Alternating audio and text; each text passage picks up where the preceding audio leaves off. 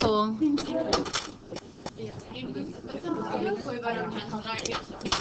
Grab, there's stuff here. This is a pencil. Okay, I'm using, gosh, you guys are slow. I'm using the printed copy versus my handwritten copy. So I have my handwritten copy on like, oops. I have my handwritten like here, but sometimes you guys have a hard time reading my stuff. So I have the point values on here, but I'm going to use this. Nope, this. Okay. So I'm going to cut the lights down.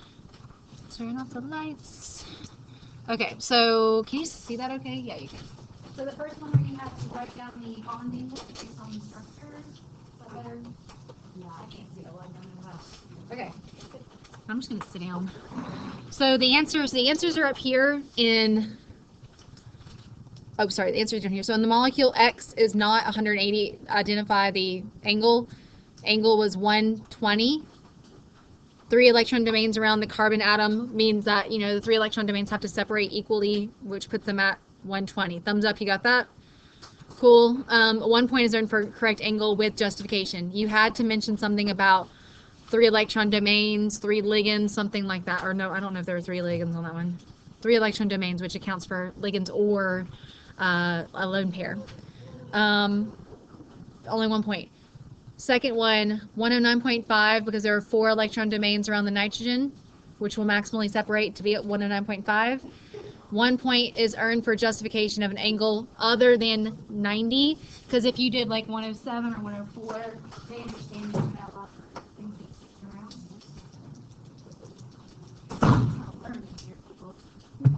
Okay, so 1 point for that. Thumbs up, you got that? Okay. Let's see here. Okay, so this was a note that I thought was important. Note the justification needs to not always give the bond angle, but to mention the repulsion of 4 electron domains. It's really good to mention electron domains as much as possible. The formic acid. Oh gosh, we did not. Some of us drew when I was reading that. Formic acid. It was CH. Oh, hold on. Okay, it was CH. But that's not what we're gonna show you. Let me go to my stuff here. This is the formic acid? No. This one's a formic acid one. This one, CH2O2. So remember, anytime you have a organic acid, it's a carboxylic acid. What's the functional group on a carboxylic acid? COOH, but that COO is C double bond O and then OH, right? So C double bond O, OH. And that is a bond between the O and the H there. So you got 2 points for that. Why did you get 2 points? Let's see here. 2 points. 1 point is earned for correct skeletal structure with the formic acid of a double bond O. And 1 point earned for the Lewis electron dot diagram representing the correct formula, 3 electron domains with at least 3 bound pair of electrons around the carbon atom. And the proper distribution of all 18 electrons. So are you still counting up your electrons via valence electrons? Good. Always do that. All right, so who got all of that? Okay, not all of this. Okay, we'll work on that. This one is a super simple question, but if you don't pay attention to what they're asking you to do, you can get it wrong. So the Mickey Mouse must be how you represent water. You have to represent it like that. The Mickey Mouse ears are what atom? The H's, right? They have a partial positive. So of the lithium chloride crystal, what is the H going to be oriented towards? The chloride. Which of these is the chloride? The bigger one, right? Because anions are bigger because they have an extra electron, so they cause some repulsion to expand out, and the cations are smaller. So you had to represent the size differences as well. So this was, if you think it's too easy, maybe see if there's something else you could add to it. All right, so the point values were, okay, so your sketch should have included at least 1 lithium plus ion, so you literally would have written out Li 1 plus, and 1 chloride ion, separated, labeled and charged, at least 2 water molecules surrounding those with the H's oriented towards the chlorines and the O oriented towards the lithium. No, if you just put 1 lithium with the water and then 1 chlorine with the water, that's fine. You can put more than 2. But 1 point earned for correctly drawn and labeled particulate representations of the ions. 1 point for water of hydrations, waters around them, and one for representing the orientation of the waters. That correctly drawn thing includes the sizes. Okay, there's 3 points on that drawing. Who got it? My drawing. Let me show you my drawing, because my drawing's got all the stuff on it. That's not it. Oh, mine. That's an awful drawing, but it's there. Whew. Gosh. Okay, so, oh my gosh, it's like a child. Okay, so this one's smaller, this one's larger. The O is oriented towards the lithium. The O is oriented towards the lithium. And then the H is, I tried to bold in my water so you could see it, and then it just, you know, it looks stupid. Yeah. And then the H is oriented towards the chlorines there. So basically the size difference there is there. The O's are here, the H's are there, the charges are listed. And then I made a note to the side, so in case because my drawing was awful, but I made a note to the side to say lithium was smaller than chlorine. Yeah. Okay, yeah, like the thing with lithium and chlorine. So I just back and just drew a big circle around my lithium, but still be wrong. A bigger circle? Yeah, you wouldn't get that point. Okay. I know, silly, but you don't get it. You get a point, and you get a point. Okay. What's up? I would say so. Yeah, I would be fairly. Please pay attention to your particulate diagrams. Yeah. Like if it turns out that you're looking at like it's like kind of close to your chlorine, can you put like your note and say that lithium is smaller? Yeah, because they'll know it was intentional. Like you knew what you're doing, but your drawings are just, you know, not great. Yeah. Okay. So we went over this one yesterday. I'm gonna skip this one for now, because we talked about it, but this is a bit more concise. So I'll come back to it next week if you want me to. Okay, so this was the one where you had to draw. Now, you'll notice that on some of these AP exams, they'll have the 2 dots in the middle that represent the bond versus the bond. So either way will work. I prefer the bond. It takes less time. Okay, so we had all these ethanethiol, ethane, ethanol, ethyne. Ethyne you had to draw first. Ethyne has a what in the middle? Triple bond and an H on each side. Okay, so you got 1 point for having a triple bond and then 1 H on each side. Yay. Next, which of the 4 molecules contains the shortest bond? Ethyne, because it's got the triple bond, right? Yep. Okay, so 1 point for correct choice of ethyne and 1 point for correct explanation. It says explain. That's basically it. So ethyne, which contains a triple bond, which has the shortest C to C bond. And then it said other molecules have single bonds. Triple bonds are shorter than single bonds. So if you can ever compare, you should compare. So just to cover all your bases. Okay. This one, ethanoic acid. Ethanoic acid again is double bond OH. So those are our functional group again. And then it said to label the geometry around this carbon here. That carbon there has 3 electron domains. What's the shape? Trigonal planar. You can see it's there. It's right here. Sorry. So the 3 electron domains is going to be trigonal planar. This carbon over here with 4 electron domains, I know you would have said tetrahedral, right? If you just said tetrahedral, that's fine. They also use this word distorted. Where's it at? Distorted tetrahedral, because you can probably imagine that this big, huge honking ligand over here is going to be causing some more repulsion. It just takes up more space. That's just, you know, a bit more, that's further than we've gone. But that's fine to write tetrahedral. Why trigonal? Attention students, We're going to keep going. 1 point. Attention, this is a very important announcement for students who ride bus 320. If you ride bus 320, bus 91 will be transporting you home today at 2:45. That's nuts. Bus 320 That's students why. may call home, or if you want to so bus 91 arrives at 2:45. Will be made. Again, if you ride bus 320, bus 91 will transport you home at 2:45. If you want to make a phone call for Okay. arrangements, you may do so. Let's finish this. Otherwise, wait in the commons area until bus 91 arrives, and we will make an announcement. Thank you. Okay, so D, this is a statement that, oh my God, please do not tell me you got this wrong. I will haunt you in your dreams. You know boiling is a physical process. Physical processes do nothing to chemical structures, right? So the bonds that it says they're breaking, lies. Okay? CH, CO, and OH bonds are not breaking in a physical process. So statement is false. All the bonds that are described are intramolecular. Good word, okay? These bonds are not broken during vaporization. When ethanol boils, added energy overcomes the intermolecular forces. Love that phrase, okay? We're going to learn, they're going to be like, oh my gosh, they had the answer key before the exam. You guys are going to do just like perfect. I'm so excited. I won't know till July. And in July, I invite you guys all to ice cream. I buy you ice cream. So, you know, we'll have an ice cream date. Okay. Well, I'll invite you. You don't have to have an ice cream date with me. That's fine. Yeah. Okay. Focus. You can talk about nerd cube later. Oh, identify a compound that's nonpolar. I know you're probably fighting with yourself. You're like, which one do they want? Either one works. Ethane or ethine will work. It will be nonpolar, and your justification should regard equal distribution of electrons, or bond dipoles are opposite of one another, so cancel. 1 point, Grace. Hush. 1 point for correct justification. Sorry, for correct choice and justification. Cool? Cool. Okay. Ethanethiol and solubility. Okay, so ethanol is completely soluble in water. Well, ethanethiol is a limited solubility. Let's check those structures again. Scrolly. Ethanethiol has what here? So it has a dipole moment, but it's not. What kind of IMF can it interact with?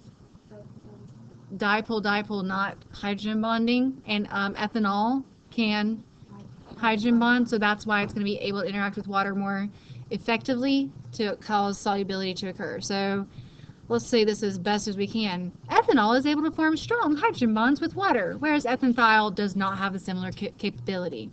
The formation of hydrogen bonds increases the attraction between the molecules of ethanol and molecules of water, making them more soluble. You have to talk, and this is the part, if you're talking about solubility in water, you have to mention water and the solute. Yes. I struggle with this, so I don't know how to say it, because you said not to say it, because it's not actual distribution.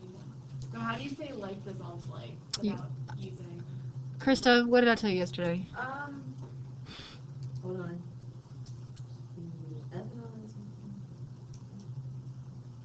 Polar. No. I was hoping she wrote it down because I just answered this. I did because that's what I was gonna write. I was gonna say like dissolves like. Yeah. You could say like dissolves like, meaning. Oh, the solvent and the solute have similar IMFs. So then they're able to Interact and cause solvation or something like that. Okay. Solvation. It's like, it's come up like 3 million times. Yeah. And I can't figure So saying like dissolves like is not enough. If you want to say like dissolves like, you've got to explain further. Okay. But I'm talking about that how basically if the solvent and solute have similar IMFs, they are able to interact and cause solubility. Basically, they're breaking the IMFs of the water to water and allowing for ethanol to come in and come out, join the party. Don't say that though. Okay. I wish you would. I just say, i.e., they're joining the party. Okay. Hybridization. We're pretty good at hybridization. Count up your electron domains. You're pretty good with that. So counting up your electron domains here around this carbon, there are 3 electron domains. sp3, the exponents add up to 3. I mean sp2. Sorry, the exponents add up to 3, which is 3 electron domains. 1 point. The CX bond. James Bond. This one right here. So we have it looks like 90 on a 2D structure, right? But we all know that's a lie. What's the bond angle? 109.5, because what's the structure? I would identify the geometry around it first. What's the geometry around it first? Set tetrahedral and then go, since it's tetrahedral, it's 109.5. So central atom has a tetrahedral arrangement of the bonding electron pairs, thus the angle will be approximately 109.5. 1 point for correct angle in explanation, which is basically saying the geometry. Oh, this one's drawn for us. We kind of drew this on the first one. Did we draw this on the first one? Oh, we totally did. Sorry. No, It was exactly the same, I love right? how I draw it right here and I get it wrong on the first one. Yep. So there's methanoic acid, 1 point. Am I going too fast? Okay. This is my favorite question, okay? You have to be able to draw dashed lines representing your inner IMFs and full bonds representing the intramolecular forces. I mean, bonds. So the only thing that I don't like about this question is, okay, so you can see right here. Here we go. There's methanoic acid. You can see the H of methanoic acid is interacting with the O of water. The O of methanoic acid is interacting with the H of water. So they're hydrogen bonding, right? This one, is that technically a hydrogen bond? Not really. This water up here is interacting with the O, but this O bonded to C suggests it's not able to hydrogen bond. It's able to dipole-dipole interact, right? So this half of the molecule is supposed to dipole-dipole interact, but so can water. Water can do it all, Superman. And then you've got these over here that can do hydrogen bonding. So I think it was just saying, just how does it interact? Hydrogen bonding, actually, no, it specifically said hydrogen bonding. So you had to write two. I would think you guys would get these two down here. I don't really agree with that top one, but you know. Yeah, like I only put the two bottom ones. That's fine. You only had to draw two molecules, right? Or only one? One. Okay. Huh?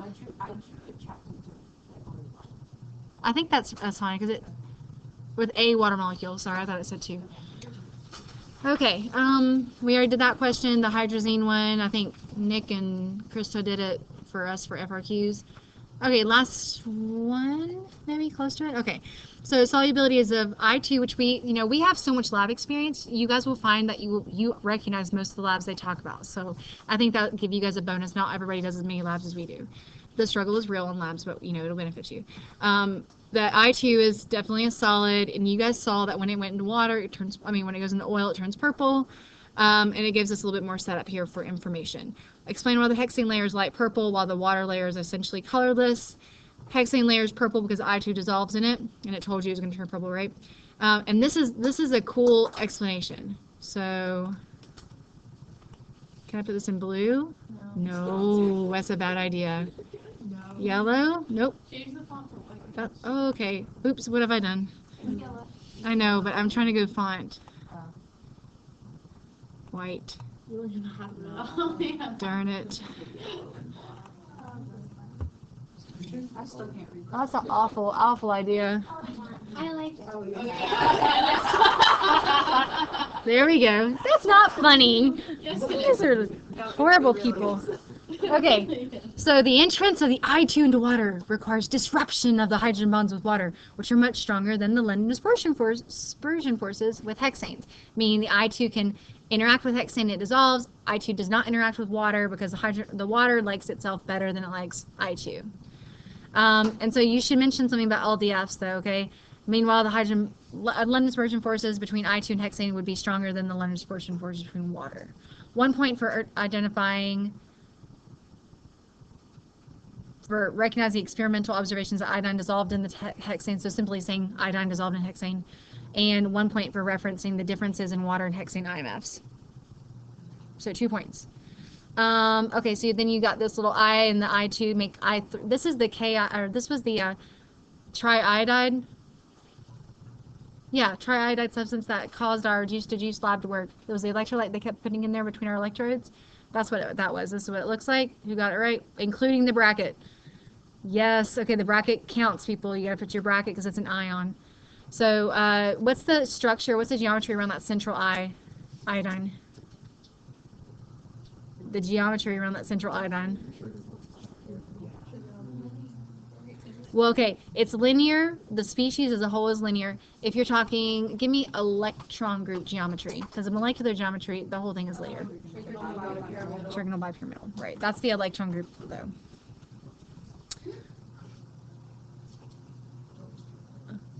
What? Is he talking crap about me back there? No, I said it at the very beginning. And I heard you, but nobody else said it, so I was trying to get everybody. I was right. You were. That's why I didn't say it loudly. Okay. So which layer, water, or hexane, would dissolve the I3 minus? It would be something that would have some ion dipole interactions. Definitely the water, not the hexane. So I3 would be more soluble in water because ion dipole interactions with the ions and polar molecules, not between nonpolar hexanes. 1 point. Yeah, Krista. Yeah, Krista? Okay.